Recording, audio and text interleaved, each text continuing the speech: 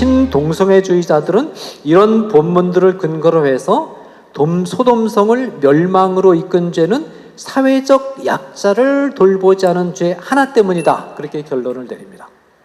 그러나 이 해석은 친동성애주의자들이 동성애를 정당화하고자 하는 자신들의 목적을 정당화하기 위해서 성경 본문을 자의적이고 편향적으로 이용하는 태도인 동시에 학문적으로 정직하지 못한 태도입니다. 첫째로, 일부 친동성애주의자들은 에스겔서를 근본 본문으로 인용할 때 가난하고 궁핍한 자를 도와주지 않은 죄를 말하고 있는 49절만 딱 인용하고 다른 죄들도 아울러 거명하고 있는 50절을 의도적으로 외면하고 인용하지 않습니다. 왜냐하면 50절을 인용하면 자신들의 주장을 밀어붙이는데 불리하기 때문입니다. 이건 학문적으로 정직하지 못한 태도예요. 둘째로, 일부 친동성애주의자들은 49절에 있는 가난하고 궁핍한 자를 도와주지 아니하며라는 어구하고 50절에 있는 가증한 일이라는 말이 나오는데 이거를 동격으로 처리합니다. 그래서 50절이 말하는 가증한 일은 뭘 가리키느냐? 가난하고 궁핍한 자를 도와주지 않은 것이다, 그렇게 해석을 하는데 이것은 구문론적으로 성립될 수가 없습니다. 가장 간단하게 지적할 수 있는 것은 49절과 50절을 연결하고 있는 히브리어 접속사 외는 병렬 접속사로서 왜 앞의 내용과 왜 뒤의 내용은 동격이 아니라 별개의 것을 지칭한다는 그것은 가장 기초적인 구문론적인 상식입니다. 가난하고 궁핍한 자를 도와주지 않은 것과 가증한 것은 서로 다른 별개의 사항입니다. 소돔성의 죄목 가운데 가난하고 궁핍한 자를 도와주지 않은 죄가 있습니다. 그러나 이와 함께 가증한 죄가 따로 있습니다. 그리고 뒤로 갈수록 죄가 무거워지는 겁니다. 이제 앞에서 얘기한 것들이 점점 누적이 되면서 뒤에 맨 마지막에 가서 딱 방점을 찍는데 그것이 바로 가증한 죄입니다. 자, 좀 더 정확하게 말한다면 49절과 50절은 소돔성의 죄는 이 두 가지 말고도 더 있다는 사실을 보여줍니다. 49절과 50절은 네 가지 유형의 죄목들을 소돔성의 죄목들로 지적합니다. 결론부터 말씀드리면 이 죄목들은 모두 통합되어 있고 동성애라는 최종점을 향해서, 즉 가증한 죄라는 최종점을 향해서 모이는 구조로 되어 있습니다. 자, 먼저 40절과 50절을 분석해 보겠습니다. 여러분들 본문에 주의해 주세요. 49절을 이렇게 되어 있습니다. 교만함이 나옵니다. 그 다음에 음식물의 풍족함과 태평함이 나옵니다. 그 다음에 가난하고 궁핍한 자를 도와주지 아니함이 나옵니다. 그죠? 교만함, 음식물의 풍족함과 태평함, 가난하고 궁핍한 자를 도와주지 아니함. 50절은 이렇게 되어 있습니다. 거만함이 나옵니다. 그 다음에 가증한 일이 나옵니다. 49절이 교만함, 이 가온이라는 단어인데 교만함으로 시작이 되고 50절이 거만함, 가바흐라는 말입니다. 거만함으로 시작되고 있는데 이 두 단어가 의미상으로 동의어입니다. 이게 같은 거예요. 그러니까 교만함과 교만함은 하나입니다. 의미상으로 같아요. 이 두 단어가 모두 자기를 높이는 태도를 뜻합니다. 이 두 단어는 모두 종교적 죄를 뜻하는 단어들로서 하나님을 자기의 삶의 중심에 두지 않고 자기를 자기의 삶의 중심에 두는 태도를 가리킵니다. 우상숭배죠.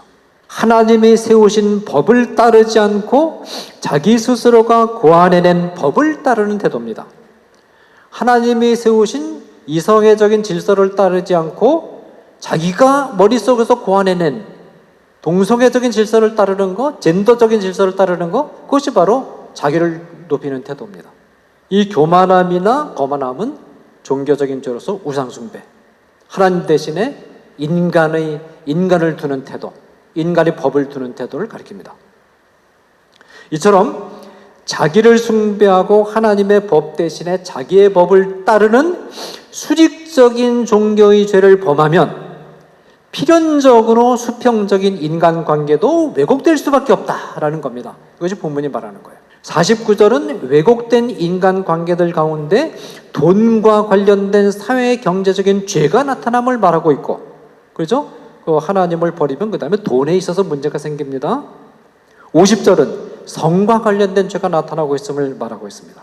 돈과 성, 두 개가 나타나게 된다는 거예요. 종교적으로 타락하면 돈 문제에 있어서 타락하게 되고 동시에 성 문제에 있어서 타락하게 된다라는 것입니다.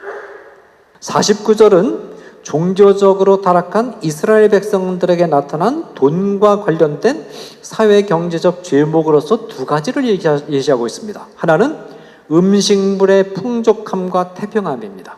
소돔과 고모라가 있었던 소알 지역은 주변 지역들과 비교해 볼 때 굉장히 비옥하고 풍요로운 땅이었습니다.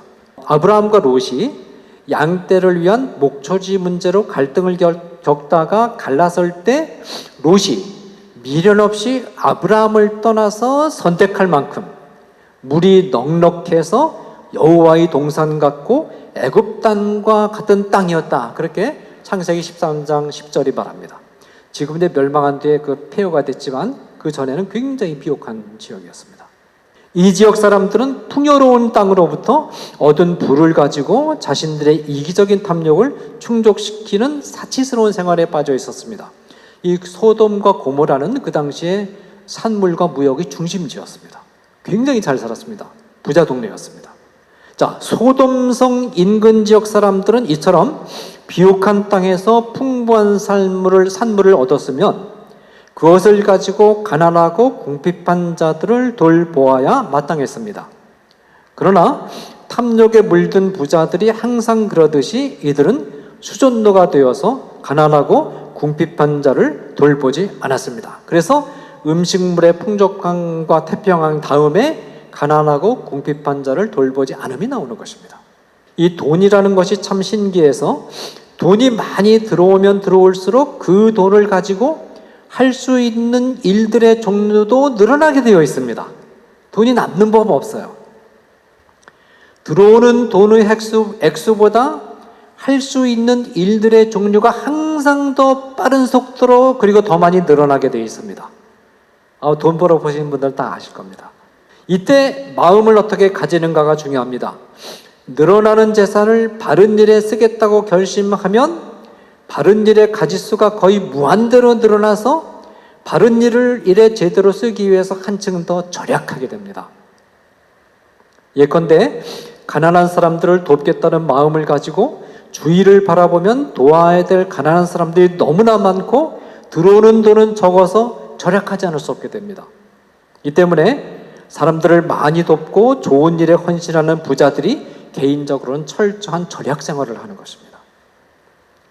이와는 대조적으로 늘어나는 재산을 자기 욕심을 채우고 즐기는 일에 쓰겠다고 마음먹으면 즐길 거리가 무한하게 늘어나서 이것들을 전부 다 즐기려면 돈이 항상 모자라게 되고 그래서 인색한 수순노가 되어버립니다.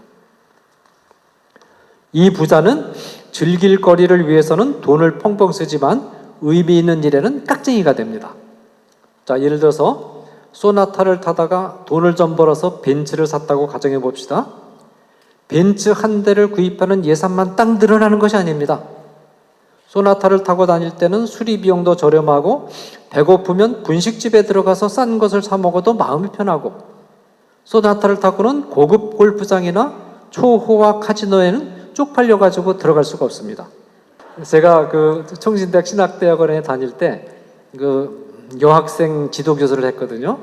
그래가지고 이제 여학생들 4명을 차에 태우고 제가 그때 무슨 차를 탔냐면 프라이드 베타를 탔습니다. 1200cc. 그걸 타고 그 학생들을 어디로 데려갔냐면 아시아나 골프장 골프 클럽을 데려갔어요.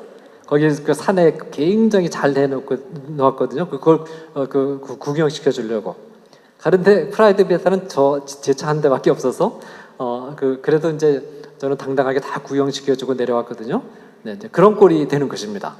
그런데 벤츠를 타기 시작하면 우선 수리 비용이 몇 배 늘어나고 자동차세도 늘어나고 배고플 때 분식집에 들어가서 싼 것을 먹는 것이 체면이 서지 않아서 벤치에 어울리는 고급 음식점을 가게 되고 초호화 카지노에 들어가야 마음이 편해지는 것입니다. 이게 다 기하급수적으로 씀씀이가 늘어나는 거예요. 그래서 늘 돈이 모자라게 되고 마침내는 수전노가 됩니다. 소돔과 고모라 지역의 부자들이 자기 욕심을 채우는 일에는 펑펑 쓰면서 가난한 자들에 대해서는 수전노가 된 자들이었습니다. 이것이 소돔과 고모라 거주민들이 범한 하나의 죄였습니다. 그런데 50절은 이런 죄를 범하는 자들이 거의 이런 방향으로 나아가게 됩니다. 돈이 많아서 여유가 있으면 그 다음에 어디 갑니까? 성적으로 타락하는 그런 생활을 하게 되는 것이죠. 50절은 종교적으로 타락한 이들이 범한 또 하나의 죄를 지적하고 있는데 그것은 가증한 일을 행하는 것이었다라는 것입니다. 50절이 말하는 가증한 일은 49절이 말하는 사회 경제적인 죄와는 전혀 다른 종류의 죄입니다. 이 가증한 일로 번역된 히브리어 토에바는 혐오스러운 일이란 뜻으로서 레위기 18장 22절과 20장 13절에서 남성 간에 이루어지는 학문 성교를 가리키는 용어로 사용되었습니다. 너는 여자와 동침함 같이 남자와 동침하지 말라. 이는 가증한 일, 즉 토에바이니라. 누구든지 여인과 동침하듯 남자와 동침하면 둘 다 가증한 일, 즉 토에바를 행함인즉 반드시 죽일지니 자기의 피가 자기에게로 돌아가리라. 이것이 토에바의 가장 표준적인 용법입니다. 물론 에스겔 선지자는 가증한 일이라는 단어의 의미를 확대해서 동성애가 아닌 다른 성적인 일탈 행위를 가리킬 때도 이 단어를 사용했어요. 그래서 에스겔서 22장 11절이나 33장 26절에 보면 이웃의 아내를 범한 행위를 가리킬 때 이 용어를 사용했습니다. 강포, 살인, 산 위에서 재물을 먹는 우상 숭배, 가난하고 궁핍한 자를 학대하는 것, 강탈, 빚진 자의 저당물을 돌려주지 않는 것, 별일을 꾸어주거나 이자를 받는 등의 행위들에 대해서도 가증한 일이라는 단어를 적용하고 있습니다.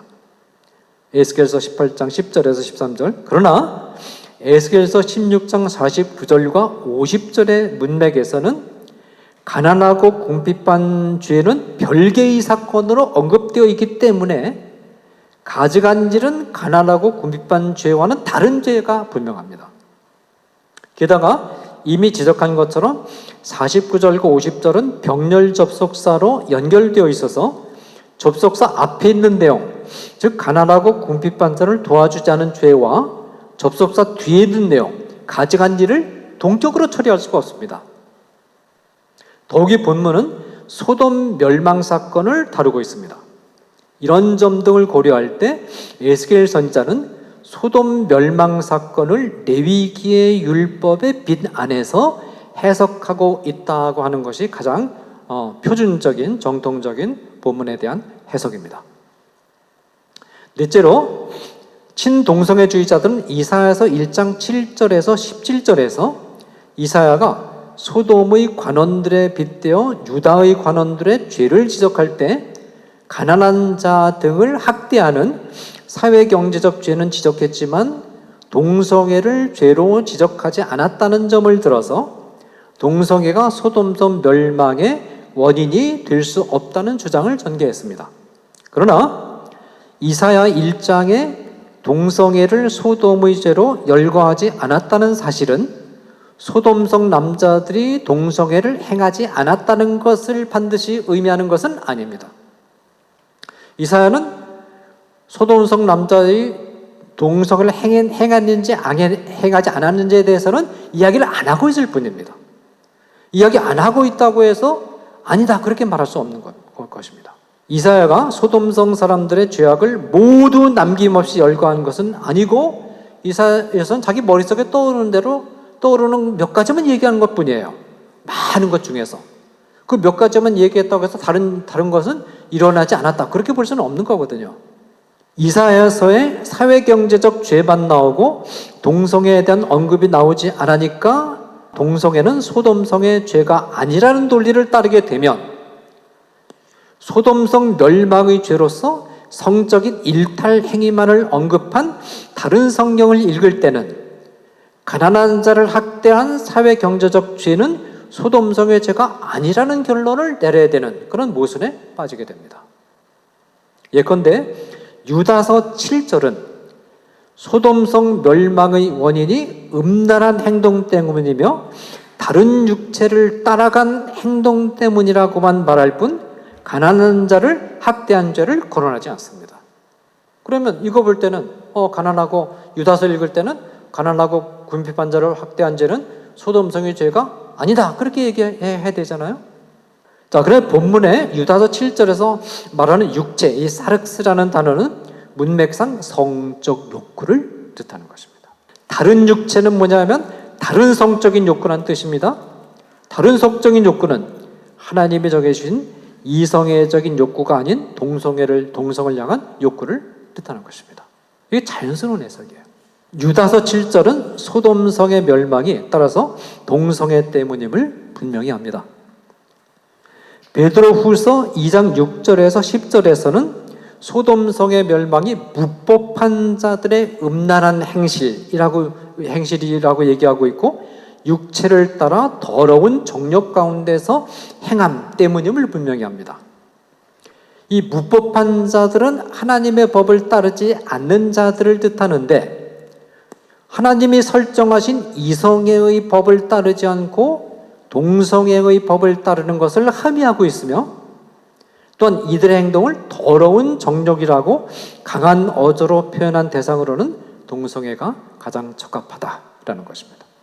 1세기의 철학자 필로와 역사가 요세푸스는 소돔과 고모라가 범한 죄들을 지적하면서 이 죄들 가운데 가장 크게 하나님의 분노를 일으킨 죄는 동성애임을 분명히 합니다. 결론적으로 말해서 소돔성이 멸망한 죄의 핵심에는 동성애가 자리 잡고 있으며 더욱이 롯의 집 대문 앞에서 일어난 사건은 명확하게 동성애 관련 사건입니다. 좀 더 구체적으로 말하면 소돔성의 남자들이 롯의 집에 들어온 나그네들을 상대로 동성 간의 강간을 범하고자 했으며 이 행위를 확인한 천사들이 소돔과 인근 성읍인 고모라가 동성 간의 성행위가 만연해 있음을 확인하고, 물론 다른 죄도 첨가가 되겠죠. 그러나 결정적인 것은 동성애입니다. 확인하고 이 성들을 파괴시키는 작업에 들어간 것입니다. 소돔성 멸망 사건이 우리에게 주는 교훈이 무엇일까요?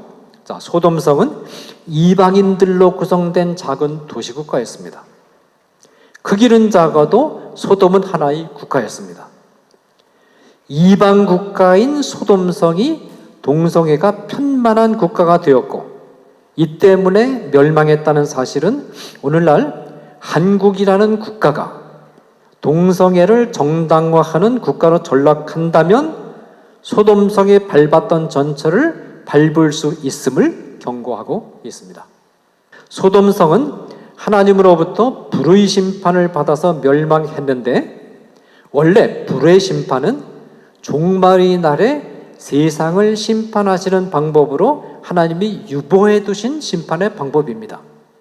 그런데 동성애는 하나님이 종말의 날에 사용하시기로 유보해 두신 심판의 방법인 불의 심판을 앞당겨서 시행할 만큼 하실 만큼 하나님이 심각하게 생각하시는 죄다라는 것입니다.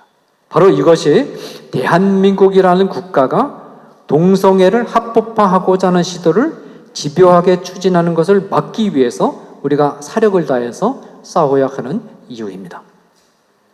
왜냐하면 국가가 동성애에 장악당하면 우리 기독교인들을 포함해서 국가 전체가 하나님의 불의 심판의 사정권에 들어가기 때문입니다. 자, 세 천사들이 소돔성에 진입하기 전에 아브라함을 만났던 사건을 우리 모두가 잘 알고 있습니다. 이 세 천사들 가운데 한 천사는 여호와 하나님이었습니다. 여호와 하나님은 아브라함에게 소돔성 심판 계획을 밝힙니다. 천사들로부터 소돔성 심판 계획을 통보받은 아브라함은 두 천사들이 소돔성을 향하여 떠나고 여호와 하나님만 남았을 때 여호와 하나님과談판에 들어갑니다. 아마도 아브라함은 소돔성에 살고 있었던 조카 롯의 안위가 염려되었던 것 같습니다. 아브라함은 의인 50명이 있을 경우에 그 의인 50명을 악인과 함께 멸망시키는 것이 부당하다고 항의했고 여호와 하나님의 동의를 받아냈습니다.